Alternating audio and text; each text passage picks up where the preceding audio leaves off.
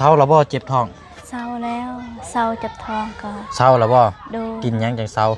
กินข้าวนี่ละกินข้าวบ่ได้กินยากินหยังบ่บ่ขอบใจละเคยกินอยู่บ่บ่เคยอันนี้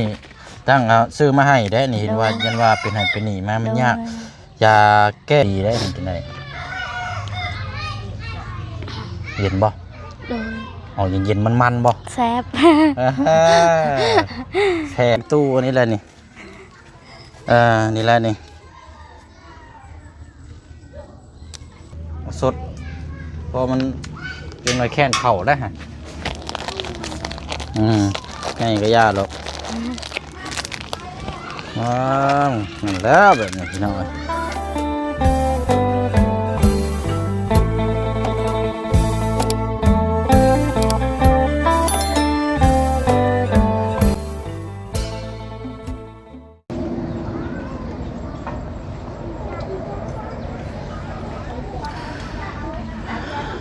เอาตั้งแต่ติดตามเรามาโยกย้ายมาอันกระตูบนี่ก็เกือบได้แล้ว10 มื้อพี่น้องหากเห็นมื้อนี้แดดหรือว่าเปิดช่องทางเรามื้อนี้พี่น้องเนาะแต่เก่านี่ฟ้าฝนนี่ตกโอ้ยเอาแท้เอาว่ามามื้อนี้รู้สึกว่าฟ้าเปิดตาสวรรค์ยังบ่มีจริง เอาบ่โยกหัวม่วนได้พี่น้องเด้อเนาะเอาโดยมาได้ใช้อันนี้นะ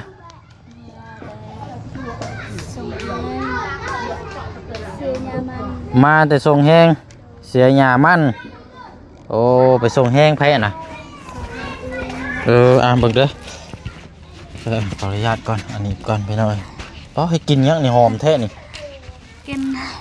ลูกฮวกโดยหอมลูกฮวกพี่น้องซ้อนเลยโอ้คักแล้วอันนี้น้องไผไปซ่อนเฮานี่เมื่อแต่เฮ็ด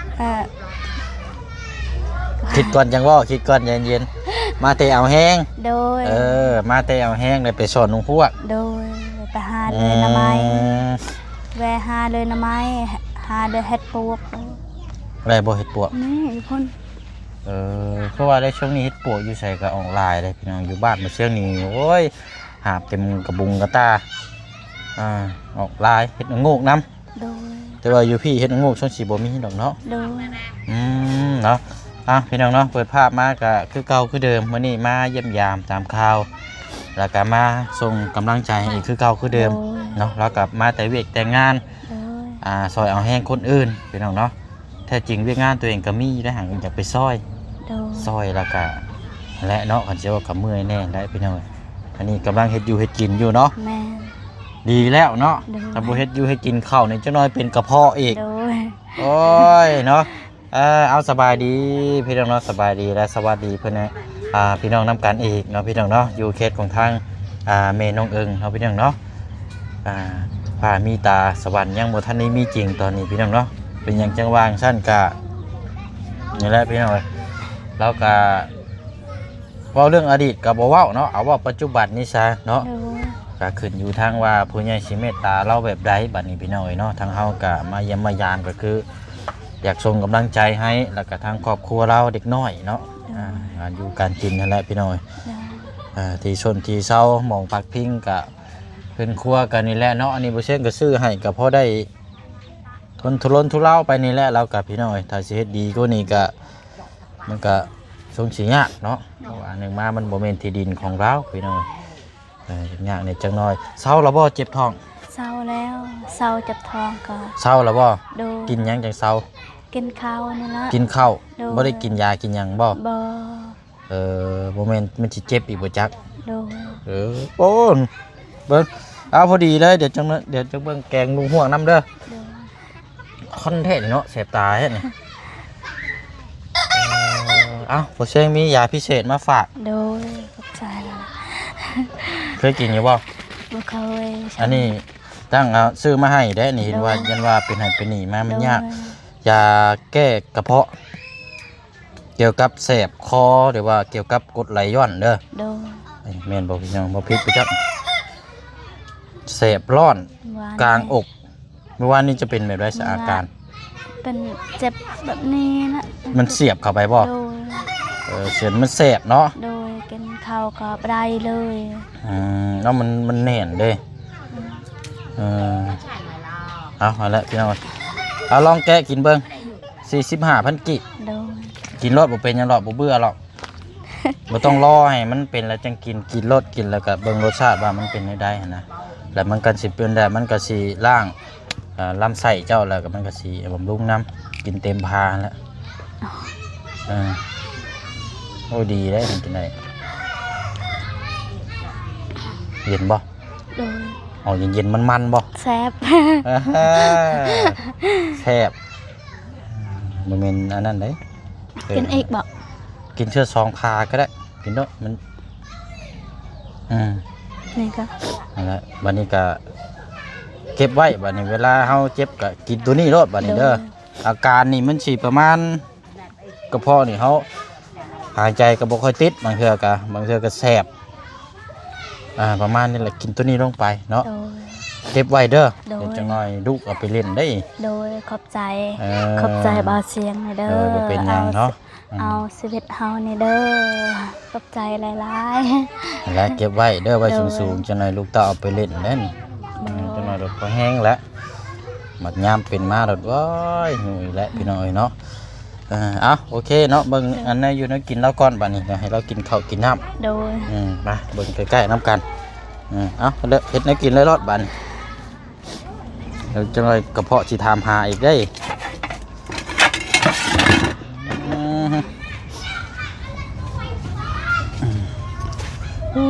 แต่มาอาจจะเห็นแดดซองมื้อนี้โพดหวก โดยสุกแล้ว ใช่คือบ่ใส่อันนั้นแน่ ใส่ ผักอีตู้นะ โอ้มี หรือว่าใส่บ่เป็นบ่ บ่เคยใส่ซ้ สุดเจ้าเฮ็ดอันนั้นกินนี่บ่กล้าบ่ใส่ก็คือว่าแล้วตามนั่นเนาะ ำโดย เอาคันว่าบ่เคยใส่เขาเจ้าสิปลูกเฮ็ดหยังซะน่ะข้างหลังนี่ก็มีอยู่ ปลูกมีแต่ใส่กับน้ำไม้นั่นแหละบ่เคยใส่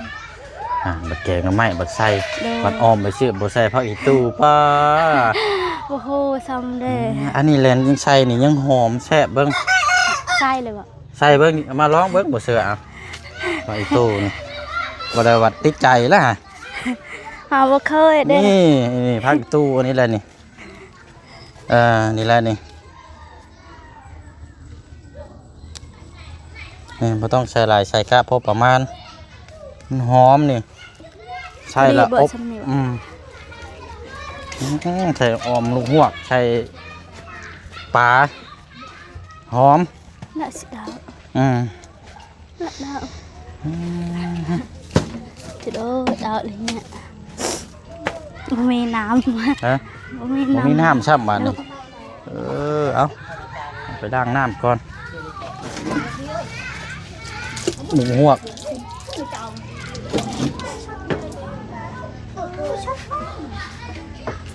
น้องคนนี้เป็นยังอันนี้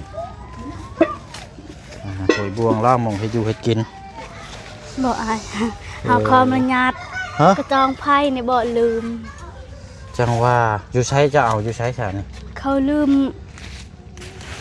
บ่เป็นของทีมงานบ่จักบ่ จักเครื่องไผ่ได้ปะ เห็นเจ้าป้าอยู่ใช้นะ ปะอยู่ตารางเฮือนนั่นน่ะ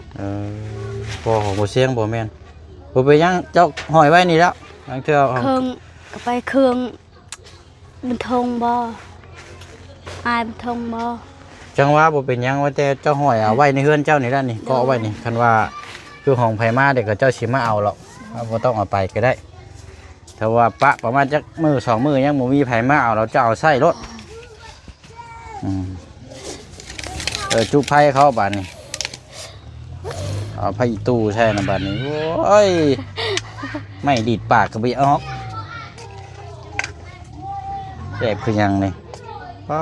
ดผ่อนไฟแล้วเผาโตนอยู่หัวโคตรแท้นี่จักปีแล้วนี่ผมงอกเต็มหัวอยู่นี่ฮะผมงอกขึ้นลายแท้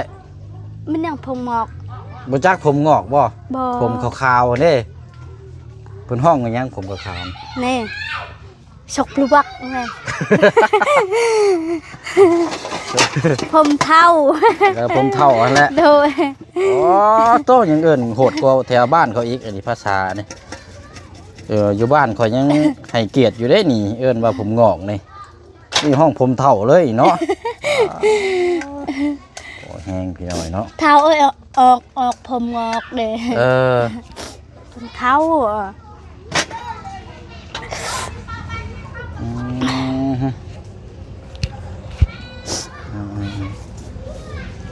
ได้แล้วบ่จักบอกมันบ่เปื่อยแล้วได้แล้วมั้งฮะก็แสบตาแท้เนาะพูดดีๆหูจนอึโดย ไปยังหูไปยังคือแดงแท้ คือแดงเหรอกัน เป็นหยัง ก้อยฮะเฮาทอกเสือก็ไปมันดึงเลยมันยังกระตาย เจ้าใส่ต้มหูจังบ่ โดยเฮาดึงเลยดึงผมนี่ ก็แดงจึงครึ่งเด้อ หมด นี่ แล้ว เจ้าใส่ต้มหูเดี๋ยวบัดนี้เจ้าใส่เสื้อ โดย แล้วมันดึงจังบ่ โดย โอ้ยไปใส่เสื้อนี่ได้จนว่ากระตุ้มหูตุสิหลุด อาบน้ำเด้ฮะผมนี่กะผมนี่ อืม ให้สระผมเลยมันดึงออกเลย หลุดเอาเลยเลือดเอาเลยบ่ โดย ไปเฮ็ดคาเฮ็ดแน่แท้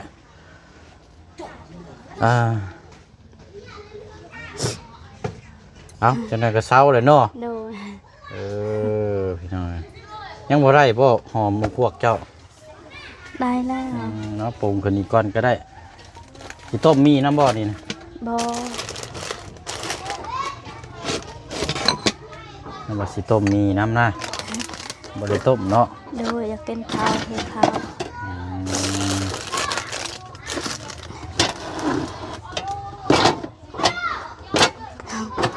โอ้ระวังได้หาขามันรุบนะฮะตัวจองรุมบ่มีครับ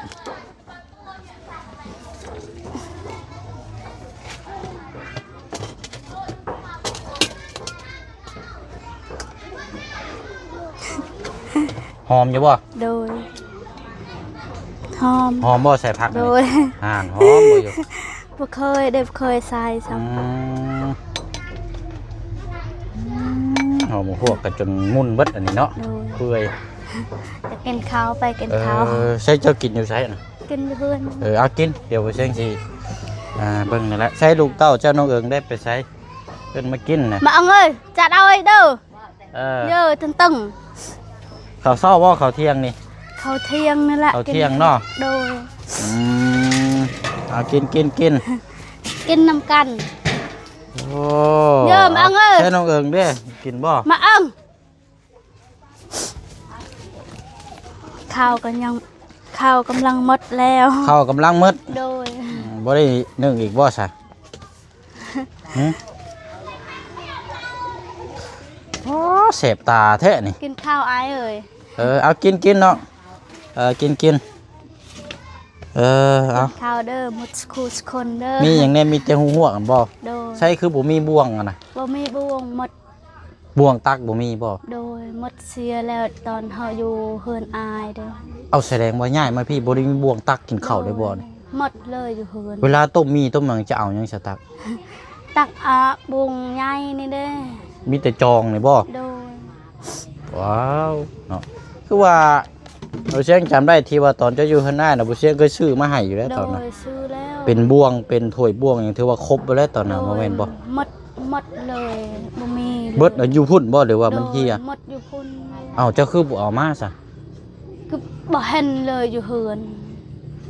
อ๋อเอาแส จัก ดง มันไปใช้เด้อเฮาก็บ่ฮู้ เจ้าบ่ได้เฮ็ดเฮียบ่ โดย หรือว่ามีคนมาเอาหรือว่าแบบใด เฮาก็บ่ฮู้ยานเฮาก็บ่ฮู้คือกัน เพราะถ้วยบ่วงตอนนั้นบ่เช็คซื้อมาให้นี่ครบเบิดเลยได้ ยังถ้วยมาบวงให้หมด กับอันคกแล้วก็ซา ค ก กยังคก เออ ถ้วยแล้วยังบวงให้หมด กับหมกกับกระทะทอดไข่เนาะ โดย เช็ค ยัง ซื้อ หมด มาให้ก็ถือว่า แต่ว่าเสียนี่บ่วง โดย มันไปใช้มันอยู่ตลาดพุ่นบ่จักว่ะ เฮาก็บ่ฮู้คือกันไปเฮ็ดเวียกตลอด โยเนาะ อืม โอดแล้วนี่พี่น้องใช้น้องเอิงบ่กินบ่กินผู้เดียวบ่เข้า มาอ้ำกากา มากินเป็นหมู่แม่แน่นี่ เยอะ มาพี่ละมากินเป็นหมู่แม่แน่ฮะล้างมือไปล้างมือเลยกินข้าว พ่อมาไตอ่ะ เออ ล้างแล้ว ล้างแล้วเนาะ เด้อ เออเอานั่งอยู่ห่มหั่นแหละอันผ้าผูกแขนก็คือดำแท้เนี่ยคันว่ามันนั่นคือบ่ตัดน้องแน่ จะตัดอ่ะ มันเปื้อนได้ฮะเอาหยังตัดออกแล้วก็เอาทิ่มซะผ้าผูกแขนมันเปื้อนสกปรกแห้ง โอ้ยบวงกับบุมีเอาบ่อันสัพพีจะเอาบ่ได้สดบวงซื้อมาบักหลายเฮียไปเลยเนาะเอา โดย เอาล่ะเอาสดเพอมันเป็นไรแค้นเข่าได้ฮะง่ายก็ยากหรอกว้าวนั่นแล้วแบบนี้พี่น้องเอ้ยเอาขนม จ้ะ ขนม2 ถุงอ่ะพี่นี่ให้อันน้องเจ้าอีกคนนึงนะหมอบักผู้ชายน่ะดื้อๆนะ โดย จักมันชื่อว่าชังบ่ ข้าวฉันตึงอ่ะ สะเทิงบ่ ฉันตึง สะเทิง โดย อืม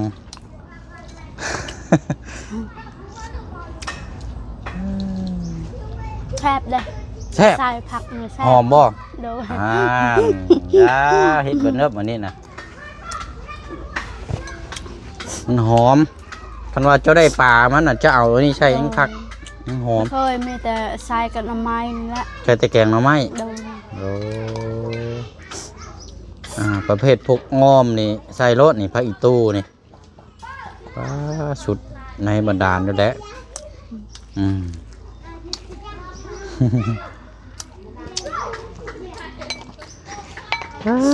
เนาะหากจะเห็นแดดช่องเมื่อนี่พี่น้องใครอยู่ทางสร้างเขากระทาสีบ้านน้องงอนกับได้การอยู่ทารองพื้นไว้ก่อนเมื่อนี่เอ็นกันน่าจะแล้วอยู่ดอก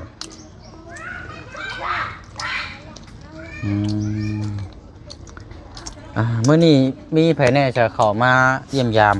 บาบุญสารวัตรเลย อ๋อบ่บุญสารวัตร โดย บ่บุญสารวัตรเนาะ โดย สรุปแล้วขั้นจ้องนี่ของไผศาลนี่บ่ว่าของบ่เสียงนี่ก็บ่แม่นอันนี้นี่จักแม่นของไผ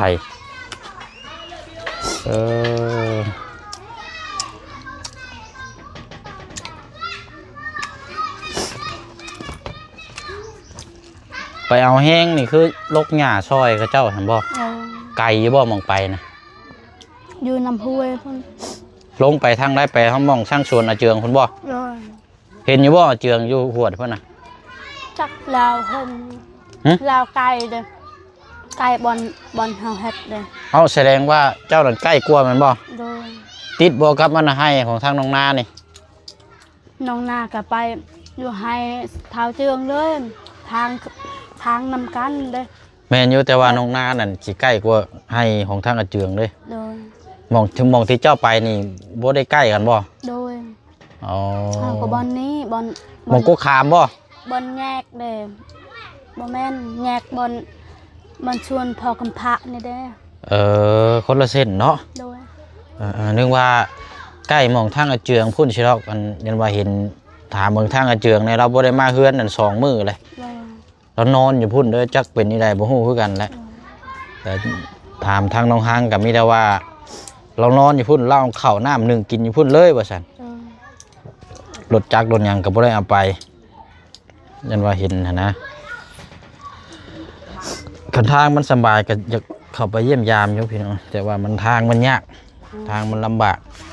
กับหนึ่งมาก็มันต้องไปรถจักรอย่างเดียวหั่นแหละจังสิเข้าไปเบิ่งได้อยากเข้าไปอยู่เบิ่งส่วนให้ส่วนหยังเราอีก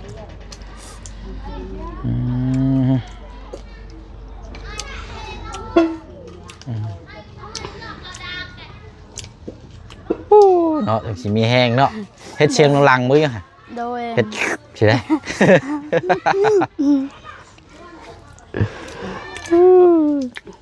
แซ่บเด้อ บ่แม่นหิวข้าวแห้งบ่จักว่าแซ่บบ่เฮ็ดเวียกเมื่อยนี่หิวข้าวแห้งกินหยังก็ว่าแซ่บแหล้ว นี่ก็กินข้าวเอื้อยนี่ ไก่มาตอดลุงหวกน้ำหม้ออีกแล้วฮะ กินอีก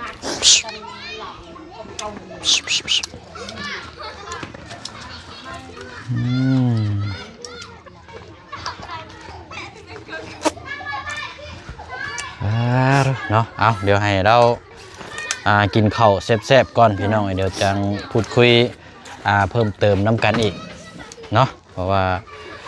นี่แหละพี่น้อยกินข้าวมันก่อนบาดนี่กินข้าวแล้วบัดนี้น้องไม้โธ่พูดดีๆนี่อันน้องไม้พางบ่นะ บ่แม่น โพดเนาะน้องไม้ก็ชว่ายอดใหญ่ โดย เอาใช่แล้วไปขายบ่บาดนี้ ไปหาหน่อไม้3คนไปหาฉันตังไหมหาหน่อไม้5กระเฮ็ดเลยไปซอยเวียกหมู่แล้วก็ได้ไม้มาขายน้ำอีกโดย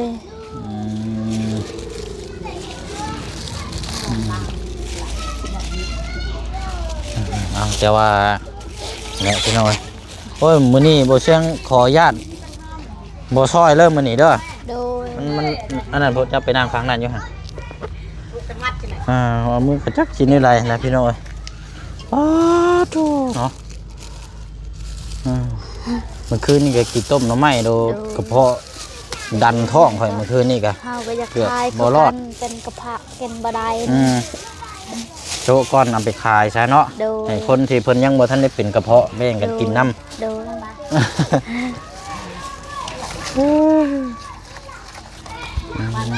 เจ็ดปวกก็แต่ว่ามันอยากเข้าเนาะโดย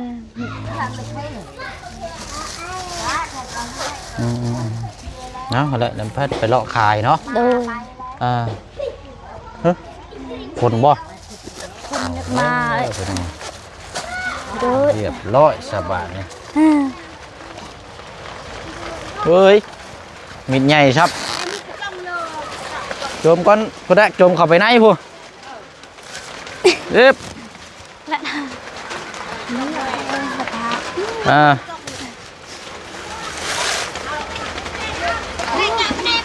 โจมเข้าไปไหนก่อนก็ได้อ่ะ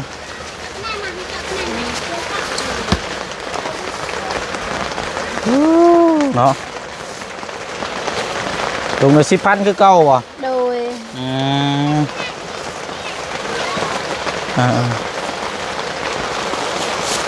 ให้เราไปเลาะขายคือเก่าหั่นแหละ3คนไปหา3คนไปหาโดยไปนำกันเด้โอ้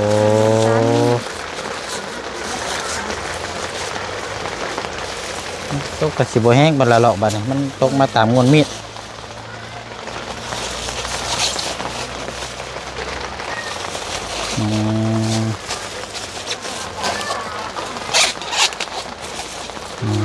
ไปหาเลาะขายเนาะดีแล้วพี่น้อย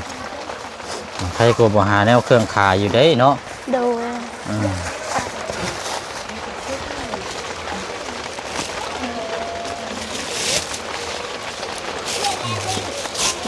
เอาสามีน้องเอิงมีแต่ว่าเดี๋ยวถ้าคลิปนั่นก็ลองหาเบิ่งถามเบิ่งที่ดินอีกก็ได้เด้อลองถามเบิ่งที่ดินก็ได้ว่ามีไผพ่อแบ่งให้บ่ประมาณจักพอได้ปลูกเฮือนซานอยู่เนาะลองถามเบิ่งเด้อแต่ว่ามีแล้วก็แจ้งบอกบ่เสียงแล้วก็ไปเบิ่งน้ำกันพออันนี้แหละพี่น้องบ่ได้มีเงินมีหยังหรอกแต่ว่าอยากไปนำเสนอให้พี่น้องแล้วก็ทั้งผู้ใหญ่ได้เบิ่งน้ำกันเพื่อเราก็ได้รับโอกาสจากทั้งผู้ใหญ่เพื่อมีที่ดินที่ทางแล้วก็มันจังสะดวกสบายและพี่น้องเขาก็ฮู้หม่องเราอยู่นี่แหละเนาะบ่เสียงก็เป็นคนหนึ่งอยู่เนาะซอยกับเท่าที่เขาซอยได้พี่น้องซอยนำเสนอซอยให้ทุกคนที่เพิ่นอยาก เฮ็ดบุญทำครอบครัวเราหรือว่าแต่ละเคสนั่นแหละแต่ว่าสิให้คือบ่เชียงซอยแล้วเลยตรงนี้ก็มันก็คือคนเอาก็คือว่าอะไรพี่น้อยเนาะก็บ่มีคือกันพี่น้อยพอได้ซอยซอยเท่าที่ซอยได้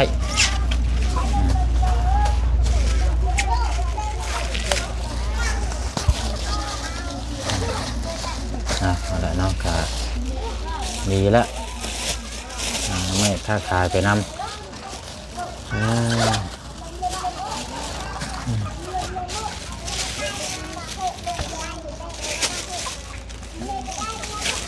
อันนี้น้องไม่ได้ก็ยอดใหญ่ดีดอเนาะ โดย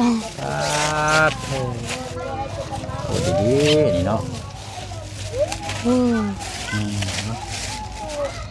นี่คือน้ำไม้ไล่แท้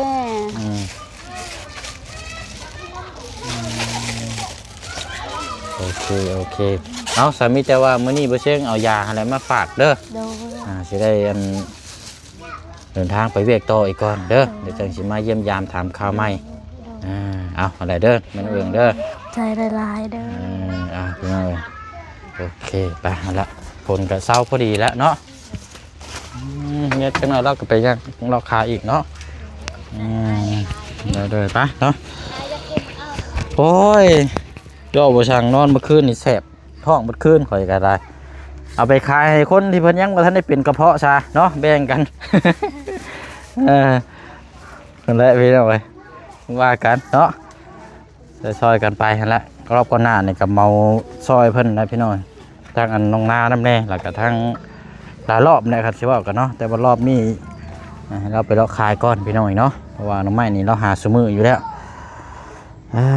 ปะเนาะมีแต่ว่าล่ำลาอีกคือเก่าคือเดิมเด้อเนาะเพิ่มเติมกะมีแต่ให้เราถามเรื่องที่ดินที่ทางและพี่น้องถ้าว่ามีกะลองหาเบิ่งถ้าว่ามีกะจังเบิ่งจังคุยน้ำกันเนาะไปพี่น้องเนาะพบเจอกันในคลิปหน้าบ๊ายบายเด้อพี่น้องเด้อเนาะไปเบียกต่ออีกก่อนเนาะสบายดี